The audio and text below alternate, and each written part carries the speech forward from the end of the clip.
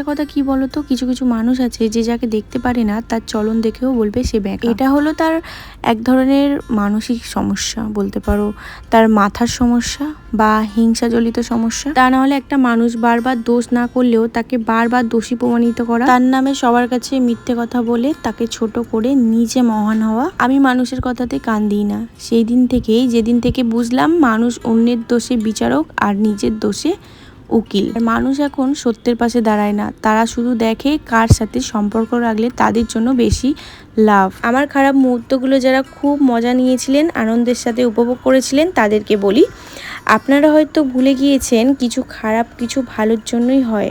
অল্প থেকেই অনেক বড় গল্প তৈরি হয়। আমার খারাপ সময় আমি নিজেকে নিজেই সামলেছি, তা না হলে আমি ধ্বংসের অপেক্ষায় ছিলাম। আমার আপন কিছু হিংসাকারিত মানুষরাই করেছিল, তাছাড়া আমাকে কিছু মানুষ অন্ধ করে দেওয়ার চেষ্টা করেছিল, কিন্তু তারা ভুলে গেছে আমার কিন্তু কালো রং ভীষণ প্রিয়। আর আমি মানুষটাই এমন, আমি ভালোর সাথে ভালো, খারাপের সাথে কিন্তু খুব খারাপ। আমাকে যে যতটা দেবে তার থেকে দ্বিগুণ ফেরত পাবে, হোক সেটা ভালোবাসা কিংবা অবহেলা। আমি বিশ্বাস করি যার মন মানসিকতা যেমন, আমি মানুষটা ঠিক তার কাছে তেমন। মিষ্টি কথার আড়ালে যারা নিখুঁতভাবে মিথ্যে কথা বলতে পারে তারা কিন্তু সকলের কাছে প্রিয় হয়ে ওঠে, আর যারা সোজাসাপটা সত্য কথা বলতে পছন্দ করে তারা কখনোই সকলের কাছে প্রিয় হয়ে ওঠে না।